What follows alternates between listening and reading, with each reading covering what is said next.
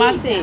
ভোক্তা অধিকারের অভিযানে ঢাকার মিষ্টি ব্যবসায়ী টাঙ্গাইলের মিষ্টি বলে বিক্রি করার জন্য জরিমানা করা হলো। কোথা থেকে নিয়ে আসছেন? কোম্পানির নামও তো নেই। টাঙ্গাইল থেকে? টাঙ্গাইলের দই আপনি প্রমাণ দেখান, রিসিপ্ট দেখান টাঙ্গাইলের দই।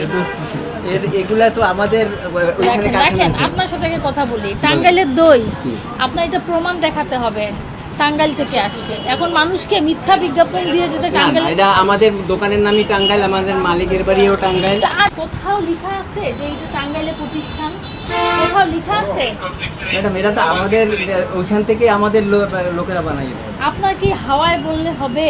না এটা ঠিক আছে। আপনার এই ভাউচার দেখে কি বোঝা যায় এটা টাঙ্গাইলের দই? এটা একটা মিথ্যা বিজ্ঞাপন। শুনেন, মানুষকে যদি টাঙ্গাইলের দই বলে মিথ্যা বলে মানুষকে খাওয়ান, এটা কিন্তু ভোক্তা অধিকার আইনে আছে, মিথ্যা বিজ্ঞাপনের অপরাধ কিন্তু 2 লক্ষ টাকা জরিমানা।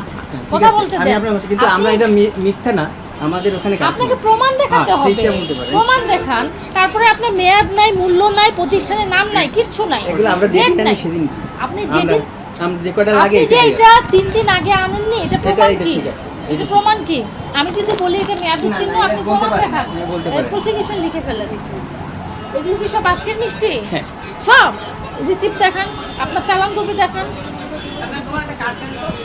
আপনার চালান কপি দেখান।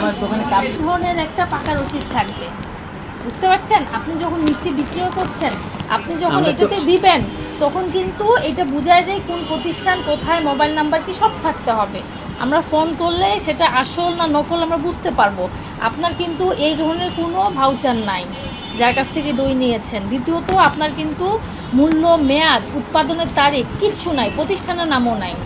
সেটা কিন্তু ভোক্তা অধিকার 37 ধারায়, ভোক্তা অধিকার আইন 2009 37 ধারায় 50,000 টাকা জরিমানার বিধান আছে।